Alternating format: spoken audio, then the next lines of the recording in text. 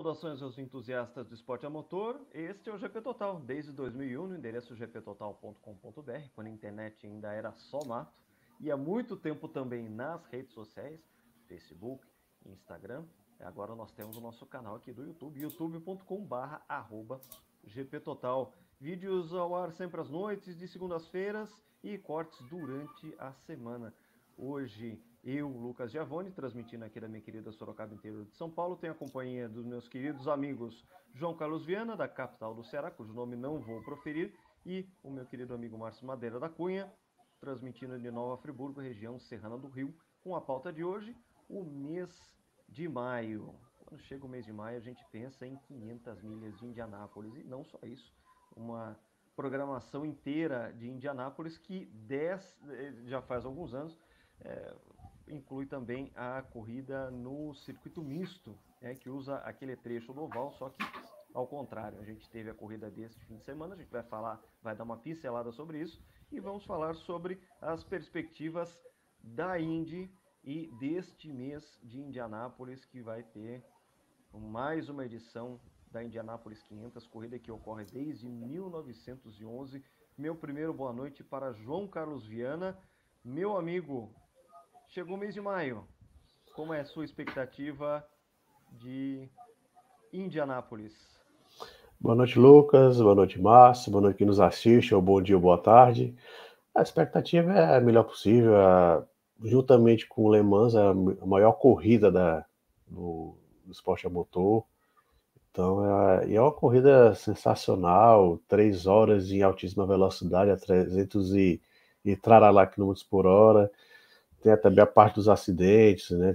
A edição passada tivemos alguns acidentes que chamaram a atenção, até inclusive roda voando para fora para cima da cerca de proteção, caiu num carro lá no estacionamento. Mas a gente quer ver emoção, a gente vê muita emoção na corrida de 2023, que teve um vencedor, Josef Newgarden. Mas Indianápolis é aquela história, né? Não dá para... Dizem que os deuses da velocidade que determinam quem vai vencer. Indianápolis é você que vai vencer, ele escolhe quem vai vencer. Então, por mais que temos alguns pilotos que estão destacando esse começo de 2024, somente no final de maio que a gente vai ver quem que Indianápolis vai deixar ganhar. Márcio Madeira da Cunha, meu querido amigo, boa noite. A gente não vai falar só das perspectivas da Indy 500, mas como a gente vai poder falar um pouquinho aqui sobre a história da corrida. Se a gente ficar falando em profundidade, a gente vai demorar aqui 2 semanas, 3 semanas, 1 mês e meio, 4 meses contando história de Indianápolis. Riquíssima história, mas a gente vai poder falar um pouco de 500 milhas, de tudo que já passou também, né? Márcio, você que me ajudou a equacionar, a gente fez um texto junto muito tempo atrás, falando sobre as diferenças sobre o Grande Prêmio de Mônaco, Indianápolis, as 500 milhas, e as 24 horas de Le Mans, como já pincelou aí o João Carlos Viana. A gente fez aquela comparação de que o GP de Mônaco seria o equivalente aos 100 metros rasos, a corrida de Indianápolis os 800 metros rasos, ou 1.500, aí vai da sua preferência, e as 24 horas de Le Mans, a maratona. Você lembra dessa analogia, meu querido amigo? Boa noite. Sim, porque vocês estão me ouvindo bem aí? Sim. Sim, é porque na verdade a gente tem 3 grandezas básicas, né, no esporte a motor, que são rapidez, velocidade e ritmo. Mônaco é muito subestimado no meu entendimento. As pessoas, uma procissão e tal, mas o treino classificatório em Mônaco é o ápice da rapidez. Você, se quiser andar rápido ali, você vai ter que assumir risco, tem que passar pertinho do guarda-reio, às vezes tocar o guarda-reio. Você está quase deitado, a visibilidade muito difícil de você ter noção exatamente de onde a roda está passando, numa velocidade incrível. Passar pertinho do guarda-reio, é muita precisão que você tem que ter. E tem que assumir muito risco. Nos últimos anos, até a gente tem visto na última tentativa, geralmente pessoas batendo, porque você botar a faca no pescoço e falar, bom, eu já estou com um tempo razoável. Primeiro, você tem geralmente 2, 3 tentativas, né? Daqui a 3, geralmente 2 tentativas, você fala, bom, a primeira eu vou para garantir, e na última eu vou para tudo ou nada, eu vou kamikaze. Então, Mônaco seria a rapidez, a importância é uma corrida definida pela rapidez, que é o quê? Você está o tempo todo reagindo, acelerando, freando, virando o volante, você tem input o tempo todo, né, no carro. Indianápolis, velocidade. Velocidade. Você, um paralelo com a corrida de 800 metros é interessante, porque 800 metros geralmente tem um sprint final. Você tem um bom ritmo, né, e muita gente se poupa ali e anda atrás para quebrar o vento na frente ali, tenta guardar energia enquanto a prova está desenrolando. E chega na última reta, o sprint final, quem tem mais fôlego para dar tudo de si no final ali, tende a ser vencedor. É uma corrida de grupo. 800 metros já é diferente um pouquinho de 400, é uma corrida de grupo, uma corrida que já tem estratégia. Indianápolis é bem isso, é velocidade, mas uma velocidade que você tem que dosar energia ao longo da prova, né? E Le Mans é resistência, Le Mans é ritmo de prova. Né? Você suportar 24 horas num ritmo forte. Então são as três grandezas e daí a tríplice coroa, né? As três grandes corridas. Esse pacote atual de Indianápolis não é o meu favorito, eu não gosto tanto desse arrasto tão grande. Dois, Márcio. Somos dois. A corrida segue sendo fantástica, né? Eu continuo gostando muito da corrida, mas o pacote não é o meu favorito. Acho que não é a melhor fase das 500 milhas, mas a gente aqui, já posso antecipar isso. Mas o pessoal que acompanha o GP Total vai ter aí um mês muito rico também, com muito material que a gente tem, que vai subir.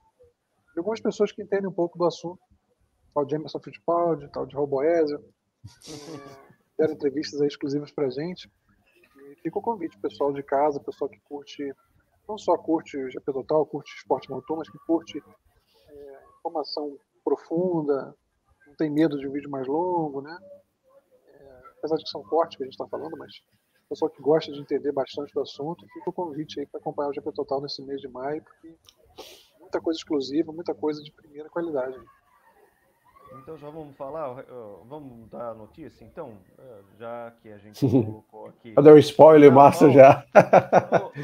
O Márcio já deu spoiler. Pessoal amigos entusiastas de esporte a motor, vocês que acompanham aqui o GP Total, vocês que já estão acompanhando já há algum tempo, vocês viram que a gente fez uma entrevista muito legal com o Raul Boesel. Ele falou sobre suas várias etapas da carreira.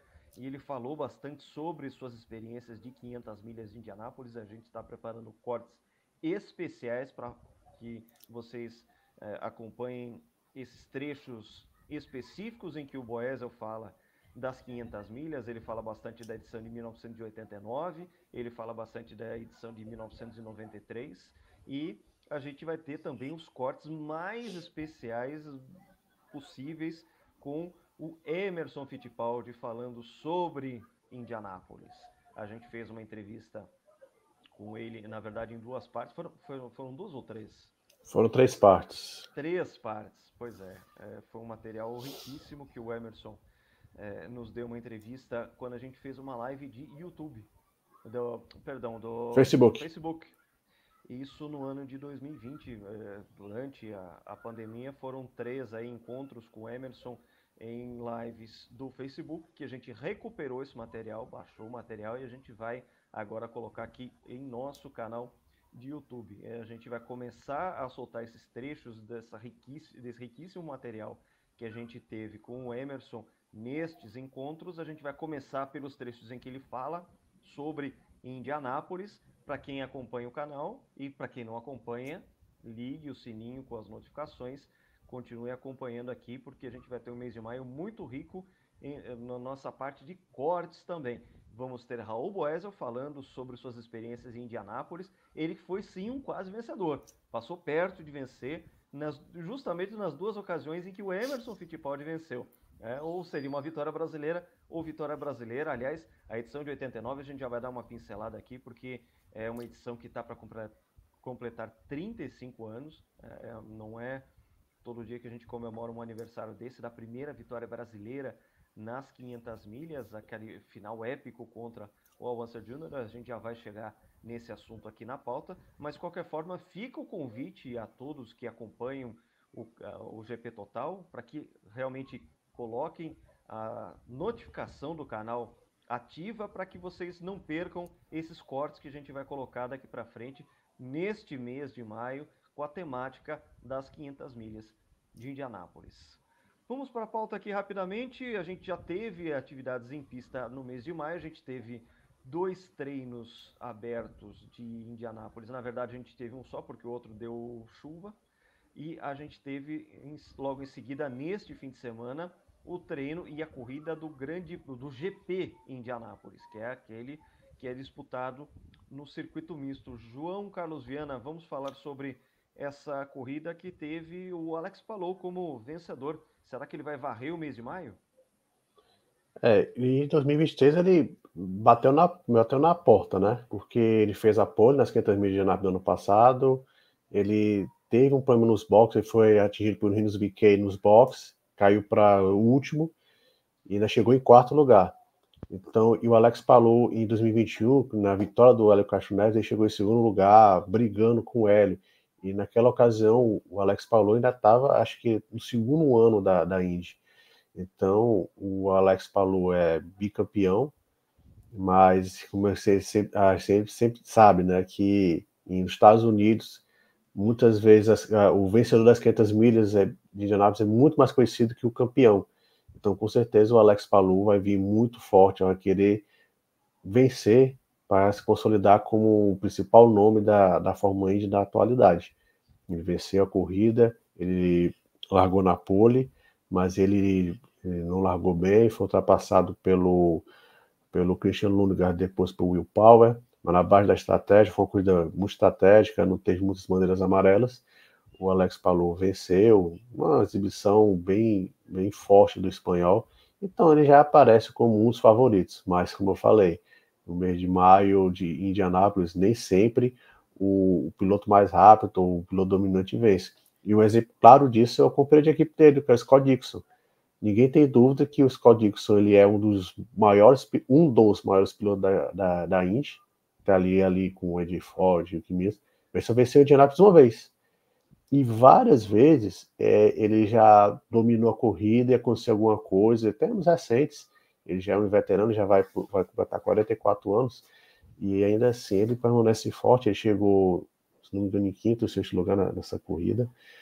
E o Scott Dixon, ele tem um quê de Mario Andretti, né? Da famosa maldição Andretti. O Andretti, eu falo da maldição Andretti como se ele nunca tivesse vencido, mas o Mario venceu uma vez em 69, mas ele bateu na trave inúmeras vezes, aí junta Michael Andretti, então o Marco Andretti, né, você vê como a situação do Andretti é meio complicada lá ainda, aí dá essa sensação. O Márcio tem uma caidinha agora, mas a tendência é que os pilotos da Ganassi sejam os grandes favoritos, mas principalmente Palou e o Scott Dixon, e claro, a Penske, que é a atual campeã com o Joseph Newgarden, né? A gente vai falar um pouquinho de Penske, né? Teve uma confusão bem feia, né? A Penske está desfalcada de seu núcleo duro para as 500 milhas. Não estamos falando de pilotos, mas sim dos dirigentes e também engenheiros. Mas voltando ainda à questão Andretti, isso é bastante interessante. A gente teve a vitória do Mari em 1969, e desde então nenhum Andretti venceu as 500 milhas de Indianápolis. E neste ano a gente vai ter um Andretti no grid, que é o Marco Andretti. E a maldição é de tamanha dimensão que naquele ano de 2006, em que o Sam Hornish venceu, o Marco Andretti e o Michael Andretti estavam pilotando contra, e o Sam Hornish venceu no sprint final. Chegou em segundo e terceiro, se não me engano. Foi segundo e terceiro. Literalmente na reta de chegada. Na última reta, exatamente. Na reta de chegada ele passou o Marco. Uma ultrapassagem irresistível. Márcio, a gente está aqui começando a falar sobre a história das 500 milhas. Quais são os seus momentos assim mais queridos, os seus momentos que você, quando se trata de história de Indy 500, o que vem à tua cabeça? Tem medo da minha conexão cair de novo, eu tive uma caidinha aqui rápida agora, espero que não aconteça. Se acontecer, peço perdão de antemão. Eu acompanhei muito as 500 milhas com muita proximidade no final dos anos 80, início dos anos 90, depois em VTs também. Me interessei um pouco na época da fissão, da racha, né? Do racha entre as categorias, e aí acho que o grid caiu muito para a edição de 96, 97, edições mais fracas, depois as equipes da kart voltam a competir. Então eu tive Me marcaram muito as vitórias de Emerson em 89, também em 91, uma corrida fantástica, que eu gosto muito. 89 é Corridaço. muito emocional. 89 muito emocional, aquela narração de Luciano do Vale. 91, uma corridaça do Mias com o Andretti também. O Michael Andretti, a gente brinca com a maldição, porque, na verdade, o desempenho dele sempre foi muito superior aos números que ele tem lá. Era um piloto muito forte lá. Como é o caso do Tony Kanaan, por exemplo, que era muito forte lá também. Tem pilotos que são muito fortes e os números às vezes não refletem tanto isso. Por isso que a gente diz que Indianápolis escolhe as suas estrelas. Mas o que importa, no fim das contas, é o desempenho. E o Mears, cara, fantástico, realmente. A edição de 94 me marcou muito também, com o Emerson, aquele motor Mercedes de vareta, que o Lucas explicou também em coluna. A gente também tem que lembrar do nosso site de Total, que tem um belo acervo, umas colunas muito boas lá, e a do Lucas é super recomendável, né, para falar do motor forte demais, eu não lembro agora o título da coluna, mas... O interessante daquele motor, que pouca gente sabe, mas o motor era tão especial que ela ajudou a gente se dividir em dois, aquele motor, né? Porque teve toda uma polêmica, porque a pessoa usou para aquela corrida de 94, mas era um motor assim, muito superior, aí deu uma confusão com o pessoal de Indianápolis, né? E sobre o Michael Andretti, mas rapidinho, o Michael Andretti ele é o piloto que mais liderou voltas sem vitória em Indianápolis. Ele liderou, teve várias edições que ele liderou quase que a prova inteira, né? E vocês lembram do Raul falando que o motor de 94 era tão forte que a roda girava no pneu, né? O pneu não conseguia transmitir aquele torque todo, a roda estava escorregando, estava patinando, como se fosse uma segunda embreagem. A roda patinava no pneu ali, era muita força, né? Eles esconderam o jogo um pouco nos treinos. Então me marcou muito aquela edição. 95 também gostei bastante. Christian chegando em segundo, na vitória do Jacques Villeneuve, que deu 2 voltas a mais. E depois, já nos anos 2000, as vitórias de Elinho, do Gil, o melhor momento do Brasil na prova, né? Também as vitórias de Montoya, tanto a primeira quanto a segunda marcaram muito, gostei bastante. Franchitti, teve vários momentos interessantes. Mas, como eu falei, nos últimos, até a participação do Barrichello também, mas eu torci muito para o Alonso, porque o Alonso falta Indianápolis para ele conquistar, né, a Tríplice Coroa, e eu acho que ele merece, né? Eu acho que o Alonso ele é mais do que bicampeão mundial, ele é um nome acima disso, ele é realmente um gigante do esporte motor, e acho que ia enriquecer muito a história de Indianápolis, a história do automobilismo, a Tríplice Coroa, ter o Alonso na companhia do Graham Hill, né? Eu torço por isso, para que ele retorne em algum momento a Indianápolis e tente buscar isso, porque acho que ele merece. Ele é grande demais para a história do esporte a motor e acho que mais do que digno, né? Possível vencedor de Indianápolis no futuro. Torço por isso. Então, são muitas lembranças. A própria última vitória do Hélio também foi bem legal. Mas se eu tivesse que escolher uma, provavelmente seria 93. Aquela corrida me marcou bastante na época. Aquele sprint ali, aquela briga final do Lendijk, do Mansell e do Emerson. Aquela prova me marcou mais, eu tinha mais idade que 89. Incríveis disputando a ponta. Não tem nem foi muito legal. Aquela corrida foi um espetáculo. Que as pessoas não subestimam e falam assim, puxa, Arie Luyendyk. O Arie Luyendyk, ele venceu em 1990, quando o Emerson era franco favorito. Ele foi lá e provou que era um piloto valoroso. É dele também o recorde de velocidade, ainda no tempo da IRL, quando a IRL ainda usava o maquinário da kart, né, que depois eles tiveram motor e chassi próprio. Eles botavam uma pressão de turbo diferente, com mais potência, até para provocar a kart. Eles botaram o equipamento da kart envenenado, né? A IRL fez isso e ele é o detentor da volta mais rápida até hoje dada no IndyCar, no Indianapolis Motor Speedway. E venceu mais uma vez a corrida no ano de 97. Então ele era um piloto extremamente competitivo, aquele holandês cabeludo, aquela cara de maluco que ele tinha, né? Ele era extremamente competente para andar no Indianapolis Motor Speedway. Aí você junta essa competência do Luyendyk ao peso todo do Emerson Fittipaldi, ao peso todo do Nigel Mansell, que era ao mesmo tempo, ele seria ao mesmo tempo campeão de Fórmula 1 e campeão de Fórmula Indy. O Mansell em termos de resultado, estava no auge da carreira, porque ele tinha acabado de conquistar o título em 92, em 93 ele estava se encaminhando para ser o campeão, que foi o único caso na história de um campeão de Fórmula Indy e de Fórmula 1 ao mesmo tempo, porque a temporada de 93 ainda não tinha acabado a da Fórmula 1 e ele já era campeão da Indy naquele ano. Então ele foi o único cara que deteve esses 2 cinturões ao mesmo tempo. Então você imagina esses 3 monstros correndo contra eles próprios nesse sprint final, porque essa questão de Indianápolis é isso, é você acompanhar o ritmo dos mais rápidos e ao final você saber quem tem mais garrafa para vender. Então realmente aquela luta foi fortíssima e a gente ainda por cima viu o Mansell daquele jeito que a gente via na Fórmula 1, aquele combativo, aquele cara que nunca desistia. Batendo no muro. Não, aquele cara, exatamente, aquele cara que se precisasse ir ao extremo, ele não tinha muito compromisso com limites. Se ele precisasse passar da conta, ele passaria. Não em termos, assim, estou falando de um cara, limites em termos de carro, né?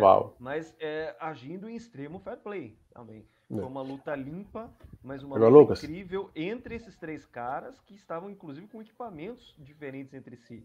Então, poxa, o que a gente vai falar da final de 93 se não espetacular? Agora eu quero até levantar aqui o dedinho, porque a gente falou de 3 gigantes na Indianápolis, mas o melhor piloto daquele dia não foi nenhum dos 3, a gente sabe disso, né? Chama-se Raul Boesio. Pois é. A gente vai ter corte, o Raul vai falar um pouco sobre essa corrida. O Raul andou demais naquele dia, né? O carro estava muito bom, ele estava andando muito, realmente. Foi provavelmente o conjunto mais rápido daquela prova, foi o Raul, realmente. Foi uma bela corrida que provavelmente o Raul teria vencido em condições normais, né? Eu vou pedir desculpa a vocês, eu vou me despedir de vocês aqui, porque tem outros compromissos. Aquele estudo Fluminense está jogando, então eu também não posso perder isso também. Mas a gente eu te entendo, Márcio. Religião a gente não discute. É verdade. Eu concordo com você. Pois é, eu deixo meu abraço pro pessoal de casa e repito o convite. Continue, fiquem de perto aí, acompanhem de perto o GP Total em maio. Vem muita coisa exclusiva, muita coisa boa aí. Isso aí, gente. Bom programa para vocês. Até mais, Márcio. Legal, Márcio. Forte abraço.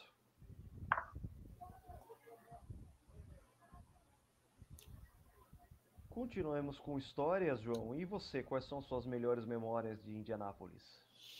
Depois eu vou falar as minhas. Não difere muito do Márcio. 93, 94 foram... E interessante que em 94, eu me lembro que eu estava no interior, então eu assisti muito em lance, não assisti a corrida integral, mas eu lembro muito bem o Emerson batendo no muro e minha frustração, ele ia colocar uma volta no Lancia Júnior e bater acho que faltava menos de 15 voltas pro final, muito no final da corrida, né?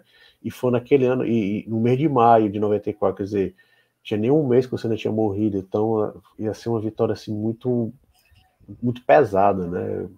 Menos de um mês depois da morte do Senna, uma vitória nas 50 milhas do Emerson, que o Emerson ele já falou algumas vezes que sentiu muito a morte do Senna, então seria uma vitória muito pesada. Mas em 95 teve aquele acidente do Stan Fox, para mim foi muito marcante aquele acidente do Stan Fox na primeira volta, né, com as pernas pro lado de fora. Até partiu meio, sim. Foi o Gil de Ferran, ele se envolveu no acidente, foi o Gil de Ferran, Stan Fox e Ed Sheever, e o Gil mal sabia que ele só voltaria a correr de novo ali quase 10 anos depois em Indianápolis, né, que teve cisão. E eu até lembrando, né, o Lundac venceu 97, mas a gente já fez aqui, eu, o Lucas, o Márcio, a gente já deu uma olhadinha aqui no vídeo de 96, 97, tinha cada pérola, tinha cada Jack Miller, tinha cada Rob Bill, Alessandro Zampedri, que pelo amor de Deus, né, nós sim, lógico que a cisão eu até digo, vai estar próximo dos 30 anos da cisão, mas até hoje a Indy nunca se recuperou plenamente como era pré-cisão, né? Melhorou, lógico, o nível do grid das 500 milhas está muito melhor do que já foi, né? Naquele momento não muito, meio lado B da Fórmula das 500 milhas de Indianápolis, mas realmente foi, eu me lembro que uma vitória que eu vibrei muito foi do Tony Kanaan, vibrei muito. Eu acho ele um piloto, ele é um cara assim, aquele nice guy, né? O cara, você gosta dele, né? A gente pode não conhecê-lo, mas a gente gosta dele. Então, eu torci muito pela vitória do Tony, né? Eu até brinco, foi uma última vitória que eu realmente vibrei, que eu fiquei de pé torcendo. Vai, Tony, deu certo. Então, foram essas também. A do Giro 2003 foi uma edição dominada pelo Brasil, né? Que foi primeiro o Gil, segundo o Hélio, terceiro o Tony, e o Felipe Jafone andou muito bem naquele dia, acho que chegou em sexto. Não vou de cabeça, não vou saber, mas ele chegou a andar no pelotão da frente. Então eu me lembro que eu escrevi no GP Total, Penske Show, Brasil Show, e foi um show brasileiro naquele dia. Então, mas Indianápolis é sempre um evento especial para quem gosta de automobilismo. Sim, sim. Quanto às minhas lembranças, eu lembro, a minha primeira lembrança de Indianápolis é a de 1989, que é tão impactante para a gente, por causa da luta e do desfecho que foi do Emerson Fittipaldi vencendo naquela briga franca contra o Unser Jr. Ele já tinha sido ultrapassado, o Unser Jr. dá de cara com aqueles retardatários, o Emerson tá mais embalado, ele coloca de lado e você tem ao fim da reta o choque entre os dois. É um momento que, inclusive, é um dos mais lembrados da história de Indianápolis, essa final de 1989. Me marcou muito também a edição de 1992, porque de tudo um pouco aconteceu naquela edição. Tivemos a morte bem lembrado. do João Marcelo, tivemos o acidente gravíssimo do Nelson Piquet, ele estava começando a andar muito bem com aquele carro da Menards, aquele carro todo colorido. Ele chegou até a falar, que ele era mais rápido do que o carro. Ele falou algo bem, até uma coisa, até uma pedância, né? Ele foi muito, eu tô mais rápido do carro. Ele chegou a falar isso, né? Eu acho que ele meio que não respeitou muito o Indianápolis, apesar de ter sido um problema, depois foi um problema no pneu que levou a bater na curva 4. Depois a gente teve a edição que foi a mais fria da história, mais gelada, em que os pneus simplesmente não aqueciam, então a gente teve uma sucessão de acidentes absurdos nas relargadas, principalmente, quando os pneus esfriavam bastante. Roberto Guerreiro na volta de apresentação. A volta de apresentação, exatamente. Não vamos pular a sequência. O Roberto Guerreiro, que fez a pole, rodou de uma forma absurda. Até hoje não sabe, não há explicação para aquilo que aconteceu.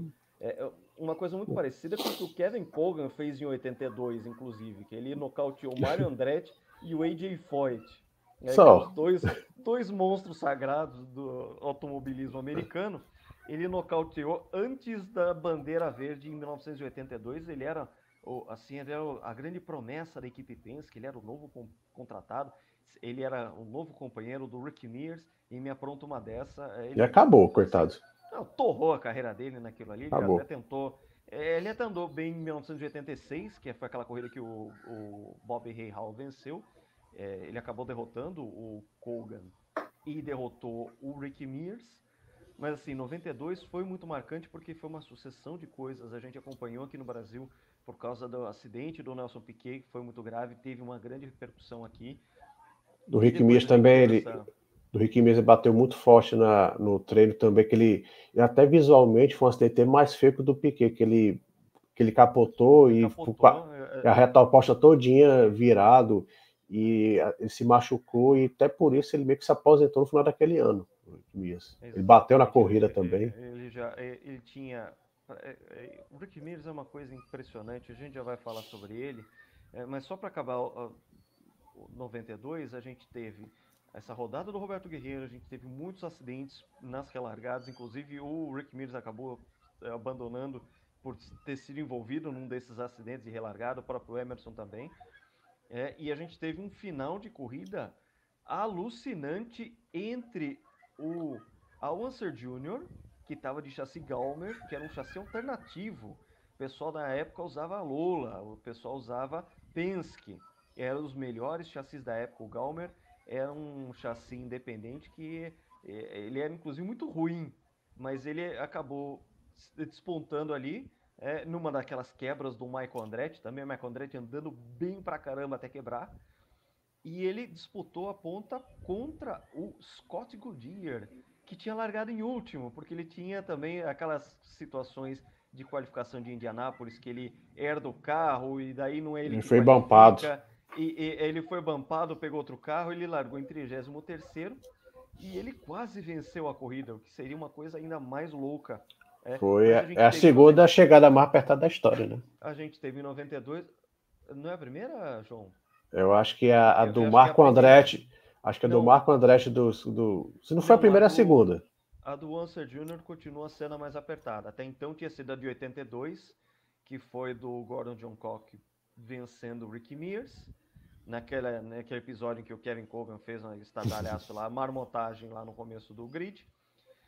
Depois foi a de 92. A de 92 ainda mesmo com aquelas disputas, a gente teve essa disputa do Marco Andretti contra o Sam Hornish em 2006, e a gente teve aquela disputa apertada em 2014 também entre o Hélio Castro Neves e o Ryan Hunter-Reay, os dois de carro amarelo, e que eles também ficaram passando um ao outro. O Hunter-Reay teve um momentum ali de ficar à frente, acabou vencendo o Hélio, que poderia ter até 5 anéis de vencedor se ele tivesse emplacado aquela ali.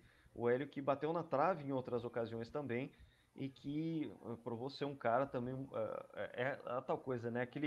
Aquela competência que é brindada pelos deuses de Indianápolis, de fazer parte hoje do seletíssimo grupo de 4 o círculo aí, o clube fechadinho dos vencedores que venceram 4 vezes as 500 milhas. Esse é o recorde da prova, que é do A.J. Foyt, do Al Unser Sr., que faleceu já faz algum tempinho aí, faz uns poucos anos. O Ricky Mears, que eu vou falar sobre ele, e o próprio Hélio Castro Neves, que está indo para Indianápolis para ver se ele conquista o 5º título. A vitória dele de 2021 foi muito popular, principalmente a gente tratando de um piloto brasileiro. A gente não está falando de uma vitória de um piloto local, né? Antes de eu falar então do Ricky Mears, vamos lembrar dessa corrida de 2021, que foi muito legal, né, João? Foi uma corrida ainda na pandemia, né? Foi uma corrida... Mas foi a volta do público. Foi um público limitado, mas 2020 foi no autódromo vazio. Foi muito estranho aquela vitória do Sato. Isso. Foi muito estranho. E que o Hélio também chegou em segundo em 2020, se não me engano. Não vou lembrar com certeza, mas ele estava brigando. Teve uma vitória do Sato que o Hélio chegou em segundo. E em 2021, o Hélio tinha saído da Penske, depois de muitos anos, né? E estava correndo na Mayenschenk. Ia só correr ia fazer só a parte daquela corrida, né? Mas a Mayenschenk tinha uma ligação mais estreita com o Andretti. O Andretti estava andando muito bem naquele ano.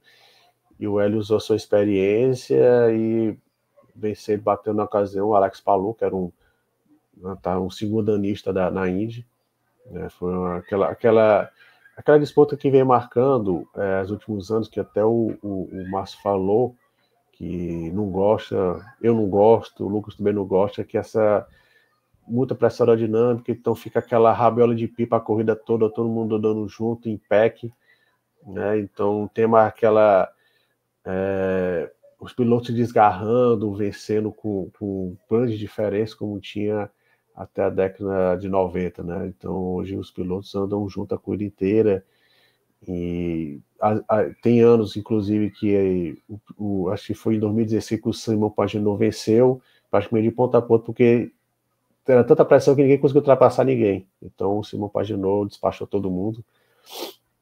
Então o Hélio estava brigando com o Alex Palou no final, mas estava assim, eu me lembro que eu estava assistindo a corrida, eu pensando, tá muito na cara que o Hélio vai vencer essa corrida.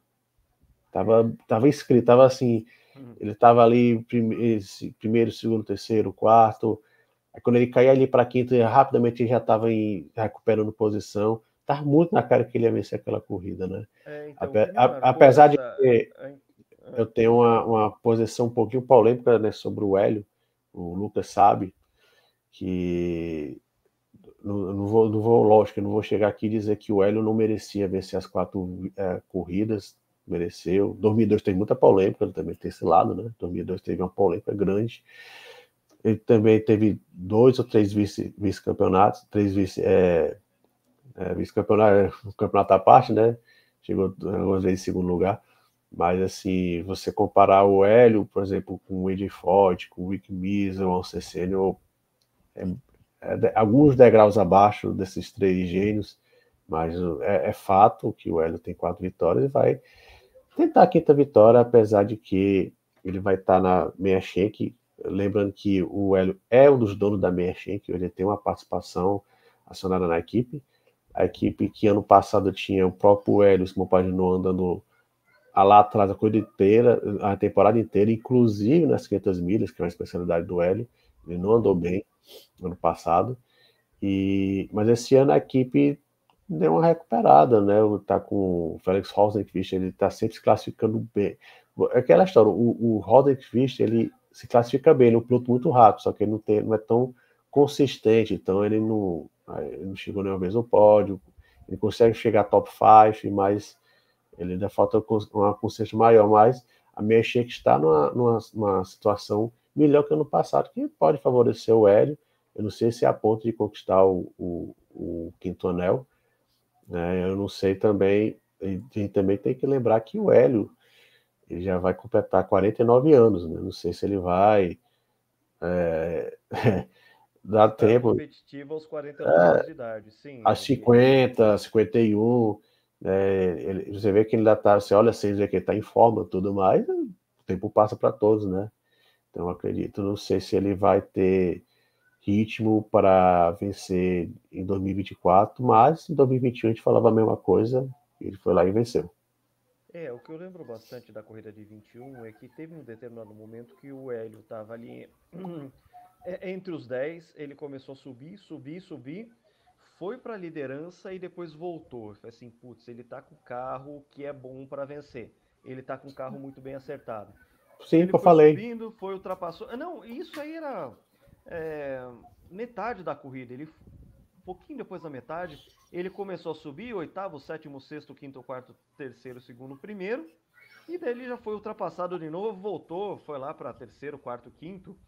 Eu falei assim, puxa, ele conseguiu escalar, o carro tá bom de pegar vácuo e sair, ou seja, se ele tiver conseguindo fazer aquele ajuste fino pro final e o carro ainda tiver com um bom motor, se ele tiver com o ajuste certo para a temperatura do ar que tiver e para a direção do vento, porque tudo isso acaba influenciando. E foi exatamente o que aconteceu. Me chamou muita atenção essa subida que ele deu. Ele escalou o pelotão, foi para primeiro, depois ele foi ultrapassado e voltou. Eu falei assim, ele tá com um carro bom. Ele pareceu naquele momento que ele estava justamente testando. Falei assim, olha, se eu der o gás, será que eu consigo passar esse pelotão? E ele conseguiu. E a própria luta dele com o Palou nas voltas finais pareceu ser uma reedição daquela luta que ele teve com o Ryan Hunter-Reay em 2014. Só que dessa vez ele teve muito mais momentum do que aquela ocasião anterior em que ele acabou perdendo porque o timing dele, né, ele Escolheu o timing certo. De estar com o martelo na mão, né, para poder fazer a ultrapassagem no momento certo e poder se defender no restante das milhas finais que ele tem para percorrer. Dessa vez ele colocou toda a experiência dele a favor e ele teve essa força extra contra um Alex Palou que estava assim com um carro igual ou talvez até superior, mas que não teve o traquejo de ter Uma esse experiência, momento. né? Uma experiência. Naquele ponto ficou bem claro que a experiência contou. E assim, uma das coisas que mais marcou na prova, não só essa questão da escalada para a luta contra o Palou, mas porque foi uma vitória que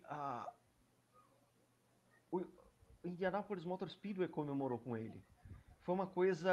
A gente sabe que o Hélio, ele é um cara que ele é uma pessoa extrovertida, ele é uma pessoa vaidosa, mas não tomem esse atributo como algo pejorativo. Não, ele é vaidoso num bom sentido, de ser uma figura que gosta e quer aparecer também.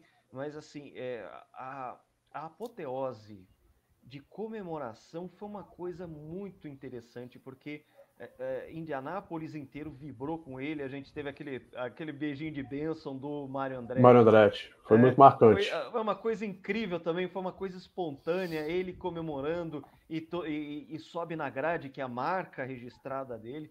Então, esses fatores marcaram bastante essa corrida em si, fizeram o Hélio fazer parte desse círculo aí restrito de vencedores de quartas vezes em Indianápolis.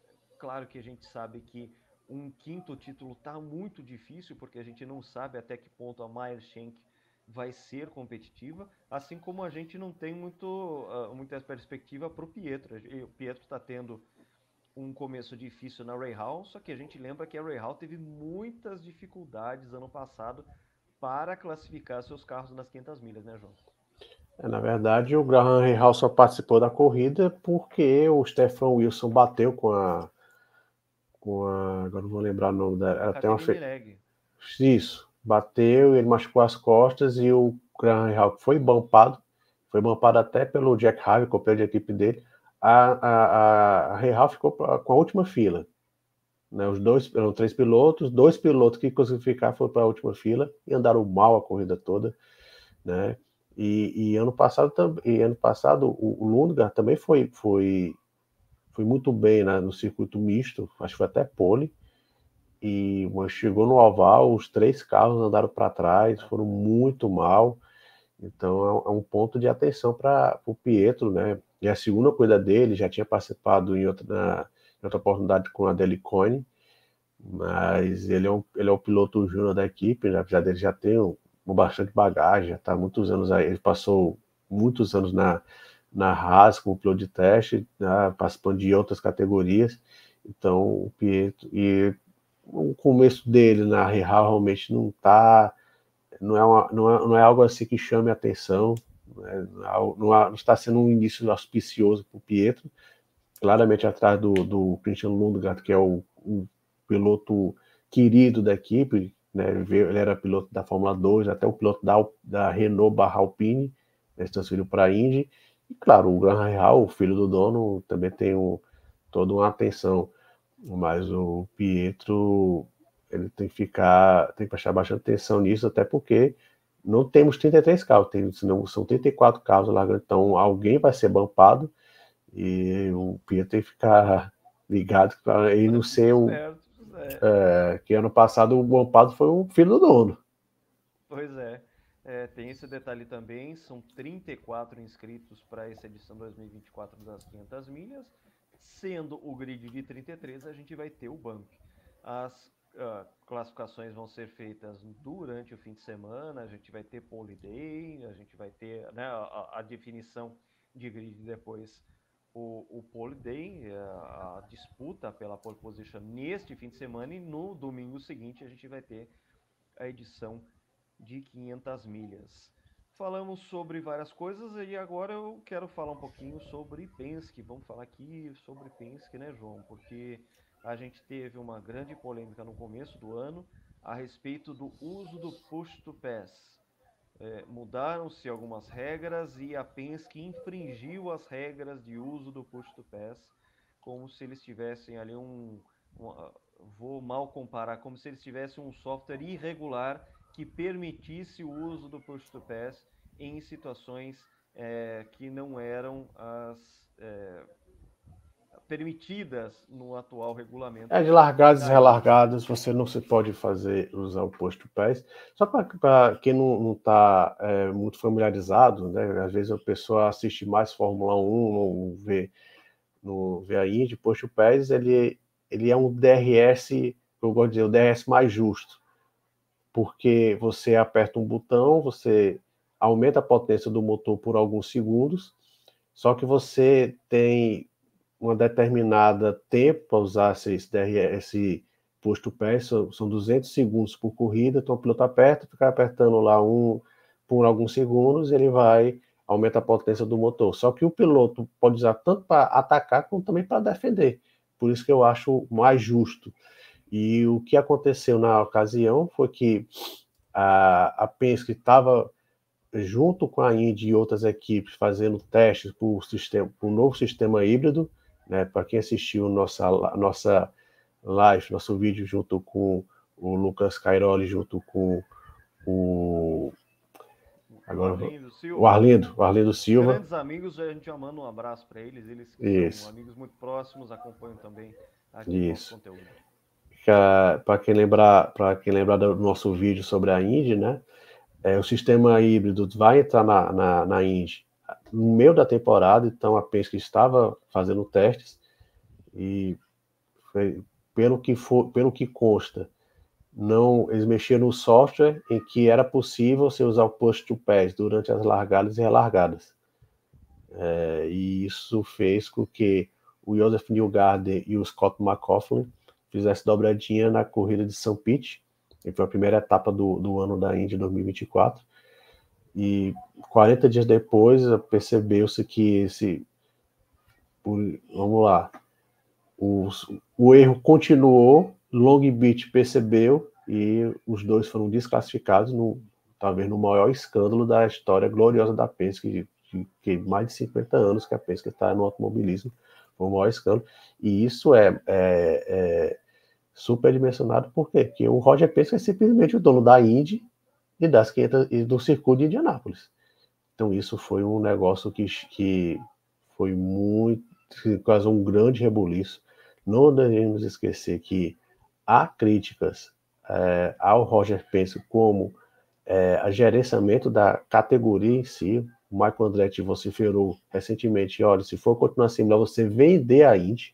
Ele falou isso. Então, ao surgir isso deixou a Penske ainda mais, vamos dizer assim, fragilizada. A Penske Entertainment, que é a empresa que gera a Indy, mais fragilizada ainda com toda essa situação.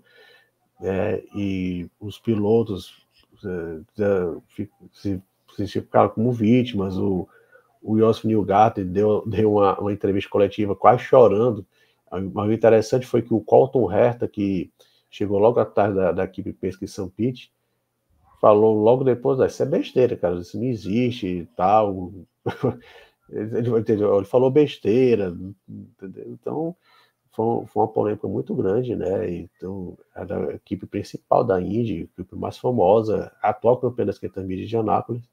Então é algo que tá. E surgiram também comentários: pô, quanto tempo que esse não tá? Será que eles só foram pegar agora? Será que faz algum tempo? Já ouvi comentários que desde 2022 eles estarem fazendo isso de forma irregular.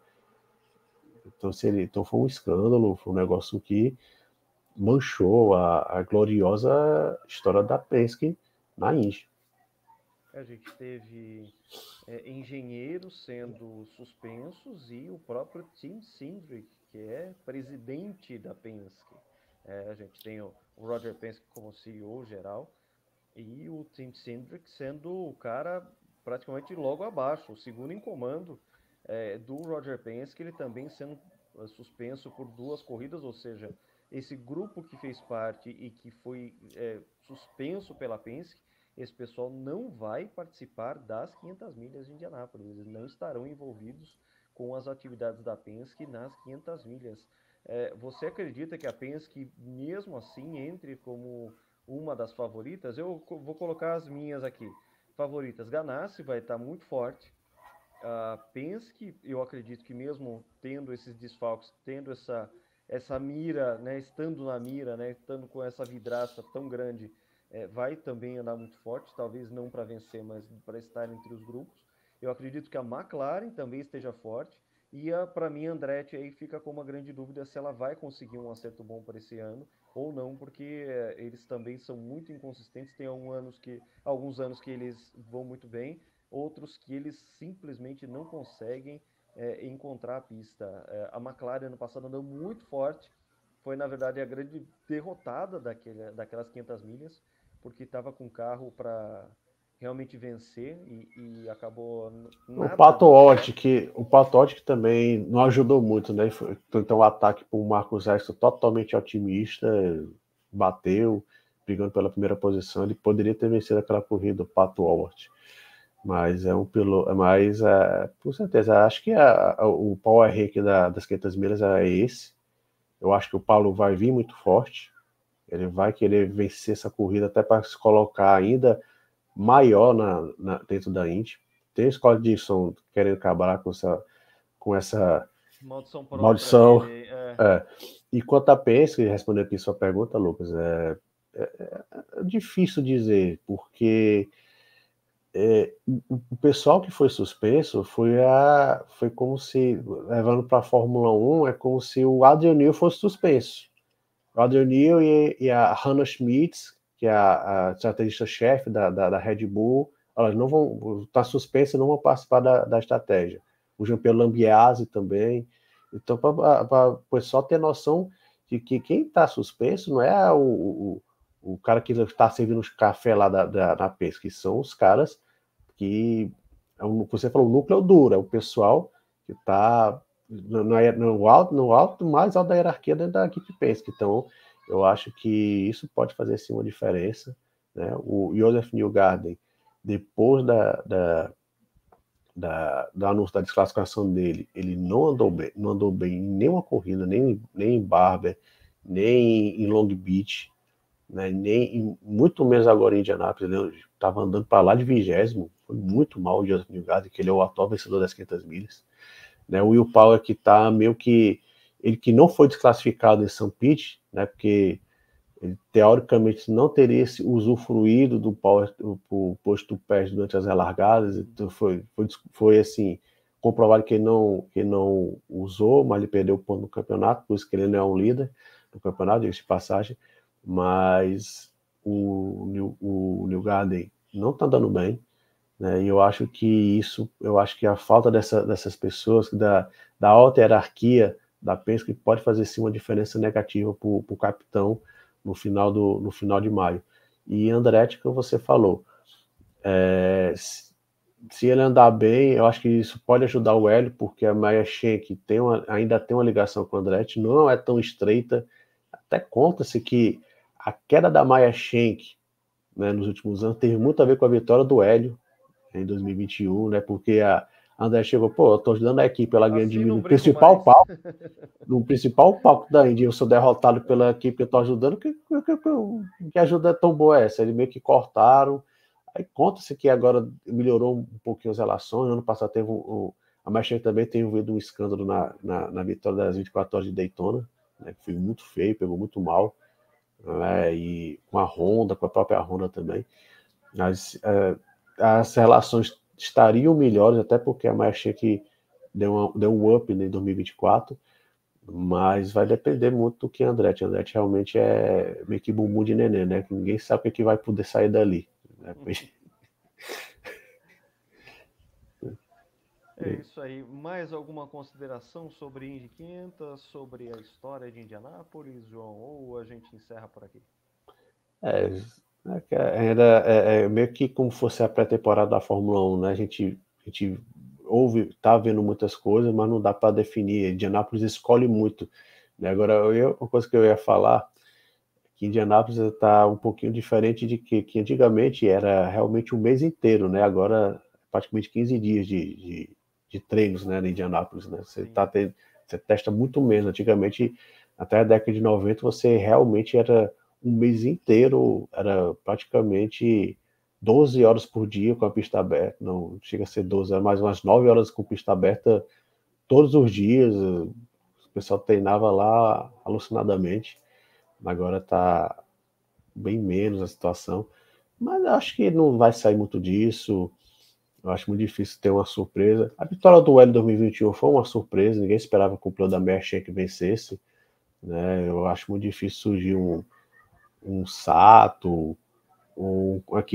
alguém da equipe Ed Carpenter que sempre anda bem lá em Indianápolis, né? O Ed Carpenter é um piloto local, mas até ano passado eles não foram bem, então eu acho muito difícil. Acho que vai ser Ganassi, Penske, McLaren lembrando que a McLaren, né, vai ter o Kyle Larson, que vai fazer o Double Dutch, né, ele é o piloto da NASCAR. Sim, isso é muito legal pra gente destacar também.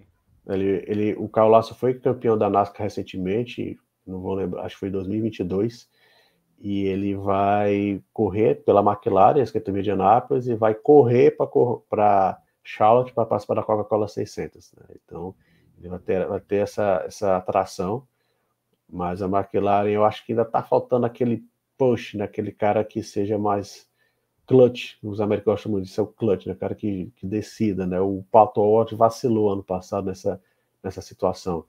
E Andretti, vamos ver se eles vão estar bem ou não. A Honda e GM estão muito parelhos, tem hora que a Honda vai bem, tem hora que a GM vai bem. Então vamos aguardar, mas esperamos que seja uma corrida legal de se assistir. E reforçando o que o Márcio falou, né, o convite nesse mês de maio, a gente vai ter muitos cortes legais na entrevista que a gente resgatou com o Emerson, já está preparando aqui com muito carinho para subir aí aos poucos.